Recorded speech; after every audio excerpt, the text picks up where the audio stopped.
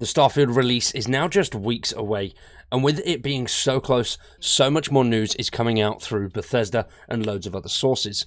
Today they held a dev Q&A in their Discord, which gave us so many new clues and new bits of information on how the game is going to play out and specific things we can do in the game. Everything from can we buy properties to the mechs that we've seen in previous trailers and loads more. Also today they finally announced that preload will be available on Xbox on the 17th of August and then later on PC on the 31st of August. Absolutely amazing. Today we're going to look into the dev Q&A, go through it and see what awesome stuff that we found out so far. If you are a fan of Starfield and are looking forward to the game, subscribe to the channel and drop a like on the video. I greatly appreciate it. Let's jump in and check out this dev Q&A. Now, if you're not a part of the Starfield Discord, I recommend you do that. There's loads of good stuff in there. The link to that is in the description down below, along with their actual website itself, which has loads and loads of awesome stuff with lore, artwork, and loads more. Now, for this dev Q&A, one of the first questions was, can we buy houses or properties in the main cities? And the answer for that is you sure can. We can purchase dwellings in all major cities in the game, and there's at least one that you can get for specifically completing something. Now, some of these answers are very vague and lead to so much teasing, and I love it, and it just makes me more excited for the game. Now, there are two answers to each one as well from different developers or parts of the team, which I like. So somebody else has said that there is housing in different cities that the players can get. Some will be purchasable, and others are rewards for specific quests. Now, I'm excited for this. So excited for this. Being able to have a house in every city, which that in itself is going to show the pure scale of these cities, because your ship is your home. There's going to be loads of stuff we can do on the ship, and if we have to have a house in each one as well, then the pure scale of these cities could be absolutely insane. And then next up, if we get the kid stuff trait, will our parents be generated based on what our characters look like, or are there standard parents put in place? What benefits might there be? So Will has said that the programmers on the new face tech were excited to make a function that could try and match your custom face and then create two parents. So they are based on what your character looks like, although the specific math involved is a little bit beyond me. We have had similar tech in our previous games. And Emil has said, just like in Fallout 3 with your dad and Fallout 4 with your son, in Starfield, if you do take the kid stuff trait, the parents are based off of you. No spoilers, but I do think fans will really appreciate the actors we got to play these roles, and they just get so into it. It's awesome. Oh, and yeah, you can get stuff. What stuff? So many teasers. But the kid trait one, there's so many traits in the game, and I think just something that generates parents that look like you based off the character creation that we've seen so far. There are so many potential routes you can go down, and trying to base those parents off of that is absolutely insane. Like they've said, the math is a bit beyond them, so there's going to be some complex tech involved to make those characters look like what you have created. So that means even the parents in the game, there could potentially be no two parents that are the same. So I think that's really awesome. And next up, for those of us that have never played any BGS game and will be starting with Starfield, what information will we need to know that will make the experience more impactful right from the start? How deep should we go into creating our character's backstory before we start the game? Well, we always make our games for both fans, old and new, so you can jump in without ever having played a Bethesda title before. And once again, this is Bethesda's first new universe in several years, so you don't really need to know anything about Bethesda or their previous franchises to play Starfield. Obviously, if you've played them before, you will be familiar with some of the mechanics and overall the style of the games, but you don't really need to do anything or have any experience with Bethesda before Starfield. And Emil has said, we'd like to look at it as less playing a game and more about living in the universe that we've created. So settle in, go at your own pace, and pretty soon you'll learn all systems and be adventuring through the settled systems the way you choose. As for going into a character's backstory, that is entirely up to you. I'm all about that head canon. For example, my latest character is working schlub named Mitch Dombrowski. He's a husky, good-natured space trucker, and while he'll do whatever he needs to defend himself, he'll never shoot first. He's like Han Solo's sweeter, older brother. And yes, there are traits and backgrounds that will support that kind of thing. And what Will has said, while we do start you off in the same spot, what happened to you before the game starts is totally up to you and your head canon. There is a trait and background system that will let you specify more about yourself, but you can also select an anonymous background and no traits if you want. In terms of if you've never played a BGS game before, you can try anything. We are a simulation as well as a role-playing game, so we will try to support the player doing what they want as much as we can. Now, this next one is something that I've been very, very interested in, and that is the cargo and smuggling system. Now, we do and have seen small bits of this before, but it says here, how will it work? Can we hide things on the ship, and will we be able to sell different things for more currency at later dates? Now, Will has said that certain items are considered as contraband, and you will need to smuggle them past security ships that are in orbit of major settlements. There are specific items that are considered contraband, meaning they're pretty much illegal everywhere. Yes, you can hide them using special ship modules you can purchase, so you know you don't get caught with harvested organs. Fallout Boy wearing sunglasses emoji. The economy is fixed, but prices of bought and sold good can change based on the skills that you choose. Okay, so I like that. I think that's quite cool. Items are fixed. I would have thought that there would be a difference in prices depending on what you're doing and what you're selling and where things are for different players. So if you've pissed off one faction, then the items prices will go down. I'm assuming that could definitely still take place. But obviously skills and better barter, things like that, all stuff that we've seen beforehand. So, you know, I like that idea, and I'm just going to be making as much money as possible. I did it in all the Fallout games, all the Skyrim games, steal everything and sort it out or sell it later on. Next up, will there be a jail system if we have committed crimes? Yes, you can elect to go to jail or pay a fine when you're arrested, or even resist arrest and try to escape. The settled systems is a little bit more like Skyrim than Fallout's Commonwealth in that regard, you bunch of criminals. There is civilization, there's government, and there are laws, and in a couple of cases we will actually explore the themes of crime and punishment in our futuristic universe. So, very cool. I mean, death penalty, maybe? Well, being able to run out and hide, being some sort of bandit. I'm still torn about what I want my character to be and what I want my character to do in the game. What's everybody else going to do? Are you going to be thieves and criminals, smuggling cargo around and killing everyone in sight, or are you going to try and go the peaceful route? Let me know in the comments down below. There was a very short one asking whether trade routes and all things like that will still continue and the timeline will continue when you are off game. And the answer to that is pretty much no. If you are not playing the game, timelines and everything else will not continue.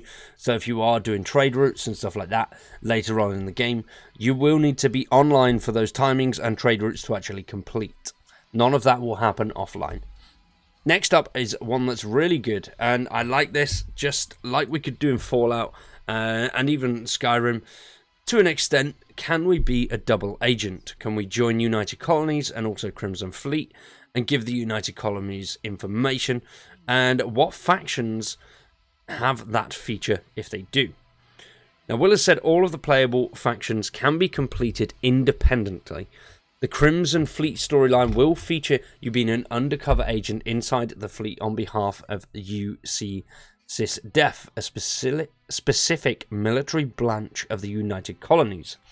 Whether you betray the fleet or UC SysDef is a choice that you will get to make. But you can pretty much do that. It is a specific questline. In the studio have been half-jokingly accused of referencing movies that some folks have never seen because I'm old. So with this particular plotline, the inspiration was very much from the movie Donnie Brasco, which is the story of an FBI agent who infiltrates the mafia. How far will you go? So being able to infiltrate multiple colonies and figure out what's going on there and whether we can sell information or actually be traitors in that regard and sort of do some espionage is yet to be seen. And they have said that we'll be able to obviously be traitors, but will it go deeper than that? Will we be able to do a hell of a lot more than that rather than just that one specific mission? And I hope that we can. I think that would be a very, very cool feature, and it will completely change the storyline and how the game progresses as we move on. Now, this one is another very interesting one. Depending on traits selected during character creation, will it all be possible to play the game in a pacifist mode without killing anyone or potentially anything at all? Now, they have said that we can't guarantee that every mission can be completed in pacifist mode because we do have some systems that will help. Our system is our speech challenge game where you can persuade someone to do something like not fight you. The speech challenge game is added in specific scripted moments where we will try to add in to most of the quests where important characters will confront you. And we have talked about this very early on in pre-production, whether or not we would fully support a non-lethal playthrough. We do realise that for various reasons it wasn't totally feasible.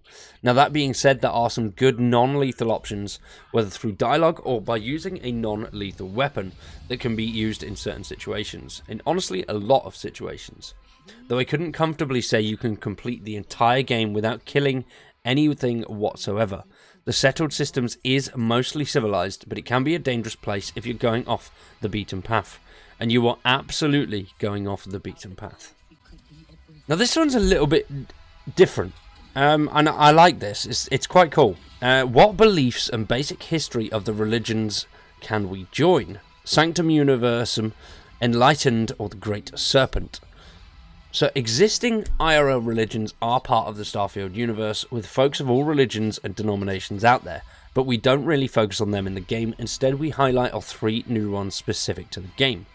Sanctum Universum. The members called Universals believe that God very much exists somewhere in the universe and a higher power is guiding us, and specifically believe that humanity's ability to travel the universe and grav jump is God's way of saying, I'm out here, come and find me.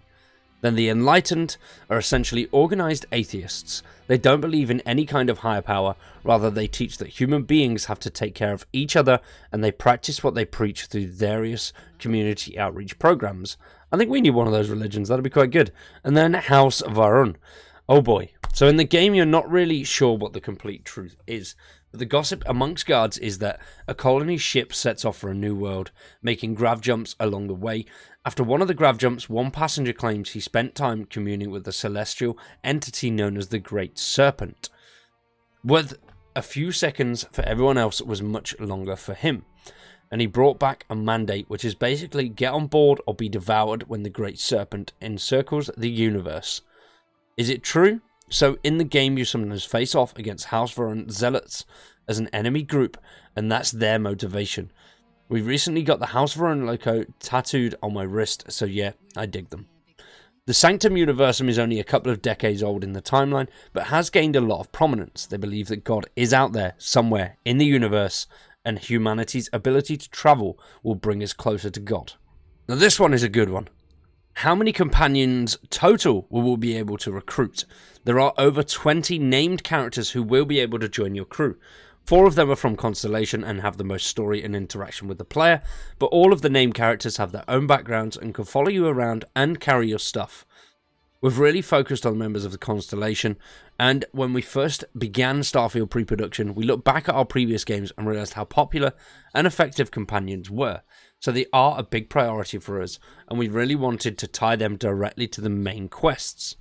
There are some really big moments with them specifically, and it should also mention that our companion voice cast is amazing. We haven't released the list yet, but you can be sure there's a lot of talented actors bringing the characters for life, and same for the Constellation in general. Now, having 20 characters that we can pick and choose from, love it. Now, whether we can hire all of those at the same time, I know we can recruit players to help, characters to sort of help run our bases and run everything else, and crew members. Whether we'll be able to assign all of those 20 and then just leave one wherever we want to and go back and swap and chop between the 20 as and when we want to, rather than going back to all different star systems to get each different one. I think that would be quite cool. Now, how that's going to work, I don't know. I know they have said before that crew members and companions are 2 different entities.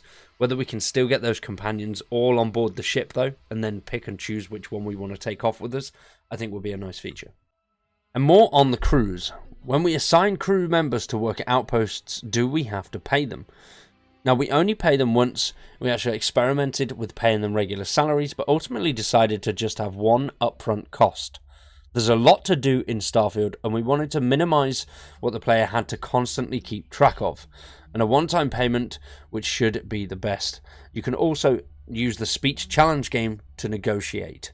Some traits will also affect the cost. And the last one about the companions is, will we be able to level up their perks, and will they stack up with ours? And all of the crew will start with a specific set of perks at specific ranks. So you might meet a character that's especially good at rifles, and when you hire them to watch your back. Or you might meet an astrodynamics expert that will increase your grav jump range when assigned to your ship. They don't level up, but they do come at different ranks depending on the companion. We call them skills in Starfield, and they do stack with yours when relevant. Some are there for flavour to highlight the companion's background and interests, but you will really feel the benefit of the ship and combat related ones, giving a boost to your shields, or seeing a companion laying down fire when they're proficient are pretty sweet moments. Now, we already knew a decent bit about the companions, so I'm glad that they've decided to do that, and it's going to be much easier, like they said previously, rather than having to maintain and keep up with different things, just having to level up your perks and your skills, because there is a hell of a lot of stuff that we're going to have to deal with in general already for our own characters. So without having to go through and change the skills of other characters that we've got that are working with us, I mean, yes, it would be cool, but still, I like the idea anyway. And for the last one, we have, what is the history of the mechs? So we have showed this in a little bit in the animated shorts. The mechs are leftovers from the colony wars. Note that it is a colony war and not colony wars singular. Both sides, the United Colonies and the Freestar Collective, had mechs, but the Freestar Collective really mastered them. The United Colonies had mechs too, but they also relied on the controlled alien beasts from the Xeno Warfare Division. Both of these were outlawed with the armistice at the ended the war colonies. The colony wars, sorry. I'm not saying there's an old mech battleground in the game, I'm typing it. Mechs are not usable though, no, they are in ruins, which is a shame. We have seen one little robot companion dude which follows you around, and we've seen that in some of the trailers, one of the trailers in the background. But I think having some giant ass mechs that we could potentially drop off of our ship to do like a planet cleanse would be really, really fucking cool. No doubt someone will make the mechs alive with mods somehow. I don't know how mods work. They're very confusing to me, but I'm going to learn so we can actually do all that kind of stuff on the channel, and I'm very excited for it. Now, there are a few other small details in this dev Q&A relating to the devs' preferences, some of their inspirations, so if you do want to check that out, once again, the link is in the description down below, so head over to there, have a look, make sure you join the Discord, there's loads and loads of awesome stuff on there, and stick around for much more Starfield content. We will be uploading relatively frequently over the next few weeks, all the way up until the launch, and then we will go full on in, and I'm debating doing either Let's Plays or streams of the main game alongside other content, such as tips, tricks, guides, and much, much more. Now, what do you guys think? Would you like to see Let's Plays, maybe 2 or 3 a day, or would you like to see more stream side of things? Let me know in the comments down below, and let me know what you think to the developer Q&A.